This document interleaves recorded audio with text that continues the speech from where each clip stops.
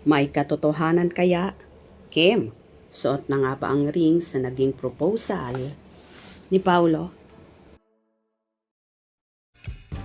I'm overheated, can hardly sleep at night, doing crazy dreaming. You're the reason why. Hiding by the baby. Kalat na sa social media ang balita na nag-propose na raw ang kapamilya actor at in-demand leading man na si Paulo Avellino sa kanyang ka-love team, ang queen of the dance floor at multimedia idol na si Kim Chiu. Ayon pa nga sa ilan, funny, suot na nga daw ng dalaga ang ring na naging proposal sa kanya ni Paulo. Kaya naman marami ang tuwang-tuwa at may ilan pa na di naman kumbinsido kung totoo nga ang chismis na kumakalat. Samantala, kanya-kanya namang kuda ang mga fanay sa issue na ito. Yes, tuloy na ang Kim Pao. Love, everlasting. Highs, wag naman sanang pangunahan ang Kim Pao. Baka dyan na naman sila mabash, lalo na si Kimi. Kaya nga paano pag di totoo? Sasabihin na naman assuming din. Sana pag ganyan din na pinupost, nangunguna pa. Normal ang bash, lalong sisikat ang Kim Pao. Puro propose naman, walang wedding. Just wait madam, baka himatayin at tuluyang di makagising. Stay put ka lang dyan. Don't worry, invited ka sa kasal ng Kim Pao. Suot na ni Kim yung proposal ring, yung diamond ring sa civil wedding nila. Baka bagong proposal para sa church. Kaya pala kumikis na siya. Kahit nasa stage, may karapatan na. Mabaliw na kami sa kahihintay sa kasal. Kasal na yata. Hopefully, totoo na, Kim Pao. Nakakaloka kayo. Kim Pao forever couple. Di na surprise kung nabalita na. Highs, sana, totoo na yan. Huwag niyong pangunahan ang Kim Pao.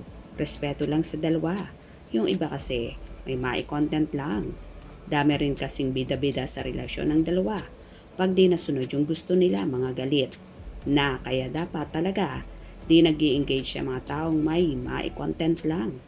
Wow, congrats Kim Pao. Ituloy na yan. For content, kaya nababash ang Kim Pao. They are very private in terms to their personal life. Tama, palaging pangungunahan. Diyos mio, correct ka dyan tapos pag mabash galit. Paano? Na sila ang may alam. Huwag niyong paasahin ibang fans. Masakit yan pag di natuloy. Hintayin na lang natin. Wow, ilang proposal na yan ha. Mula what's wrong with Secretary Kim. Dami na. Public declaration na ba ito? Walang kokontra. If it is meant, it was happen. No man can block the plan of God. Lord, thank you. Sa dami-dami talaga. Tuloy na ni Kim at Paulo. God bless. Baka mag-propose ulit at isuot yung engagement ring para wala nang tanggalan. Kasi pag sa showtime tinatanggal para hindi makita. Ngayon kapag nag-propose na sa Canada, wala nang tanggalan. Grabe talaga ang nonchalant kapag may in love. Bongga. Paulo is a very private person. Mag-propose man yan, I don't think in public. Congrats, couple. Wedding bell soon. The twins is coming. Kailangan pa bang pangunahan ang daming involved sa proposal? Bakit dami kong nababasa ng mga post na ganito? Bakit di na lang antayin na mismo sila ang umamin? Dapat lang mag-asawa na sila. Bagay naman sila. Hay, ang dami nang kapopropose ni Paulo, hindi lang isa or dalawa. Unlimited, sus ko.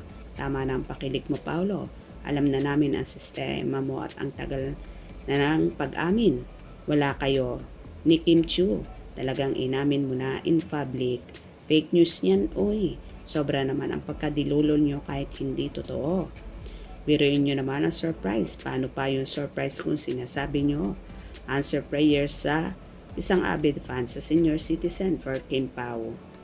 Hopefully, totoo na nga. Sana mag-propose na si Pao para lahat masaya sa kanilang dalawa. Road to forever na yan, Kim Pao. O, diba? Halos tuwang-tuwa ang karamihan at ang ilan naman ay nagdududa pa rin sa mga chismis. Kayo ba? Anong opinion nyo regarding dito? Totoo kaya or fake news lang ang lahat? Hope you enjoyed. Please subscribe for more info.